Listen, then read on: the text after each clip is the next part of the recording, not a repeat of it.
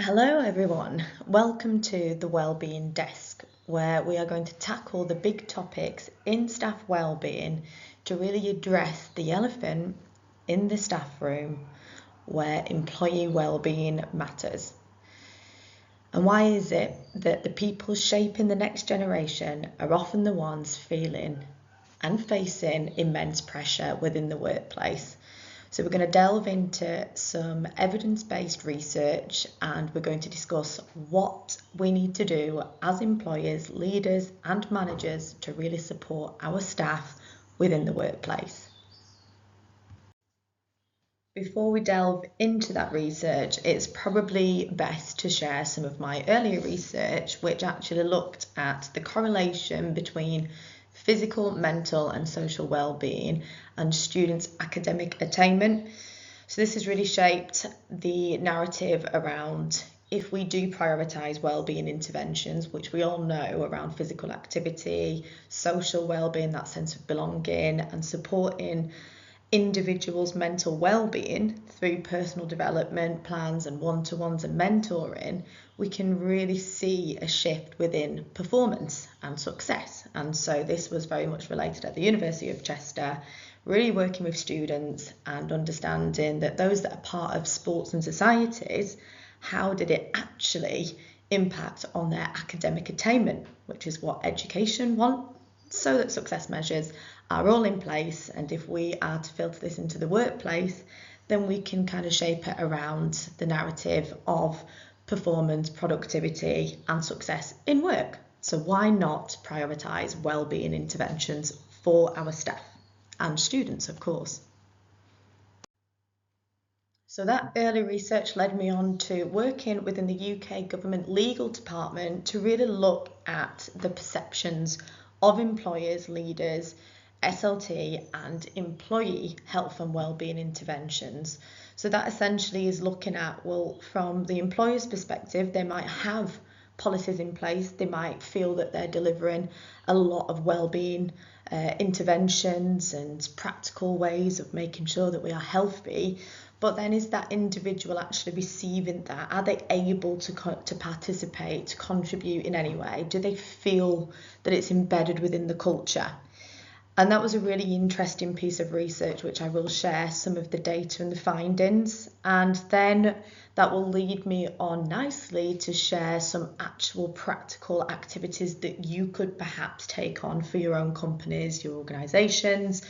If you're in an educational setting, some of this research really applies to you as well, because it's really important for teacher retention. But a lot of it will work together to really support that wellbeing narrative of what individuals need and what employers can embed and also hopefully address within their own organisations. So what on earth do I mean by the elephant in the room? And in this case scenario, it's actually the elephant in the brackets staff room. It's really quite simple. So in 1814, Ivan, who was a poet, fabulist, wrote fable and entitled The Inquisitive Man, which tells of a man who goes to a museum and notices all sorts of tiny little things. However, that man fails to notice an elephant, as you can see in the picture over here. It's actually here. So essentially, it's that there's a lot of stuff that might be going on in our workplaces. You might see that they've got a tennis game after work. It might be that you do some lunchtime chats. It might be that you do have time for yoga. You might have time for Pilates, whatever. You might have time to go for a coffee and speak to a colleague. There might be some really cool well-being things that are kind of there, but then there's still this toxic culture. You're still not quite happy. You still don't feel comfortable in talking to your manager around what you actually need. And that means there's a problem, because we go straight back to the point of well-being. What is the definition? Well, Oxford English Dictionary says that it's the state of being comfortable, healthy, or happy. It's really quite simple. But in the workplace, it's really complex. And so I think in many workplaces, from each individual, everyone will either feel that there's still an elephant in the room and we're not talking. You're still not able to really convey how you feel to your manager because you don't feel comfortable. You don't feel that there's the right things in place to really support your needs in that workplace. I'll give my example as well. So my mum's schizophrenic. There's a lot of workplaces where I've just not ever mentioned it. I don't want to. I don't feel that I need to. I don't feel comfortable. I don't think it's necessary because I don't really know what work can do for me to help me on the days that I don't feel great if I've had a conversation and I've had to care for my mum. However, it is up to me to communicate that, but I have to feel safe in doing that. I have to trust my manager. I have to trust my colleagues. That's very personal to me, and everyone has something that is different. It might be that you care for somebody else. It might be that you have individual needs. And again, in terms of accessibility, we have to trust and also communicate what it is in order to feel comfortable. And then on top of that, around well-being, is that we need to feel healthy. We need to feel happy in work. So there's a lot that we want to really delve into to really understand what is this elephant in the room that no one's talking about, and how can we get people talking about it. So before we get into anything, I just really want to make sure that we understand what we mean by well-being. And to each person it might be different because each person's well-being is very different. But what we can do is really look at a diagram to kind of look at what might underpin our well-being. And eudaimonia is a Greek word literally translating to the state or condition of good spirit, which commonly translates as happiness or welfare. And in the works of Aristotle, eudaimonia, I think I'm pronouncing that right, was the term for the highest human in older Greek tradition.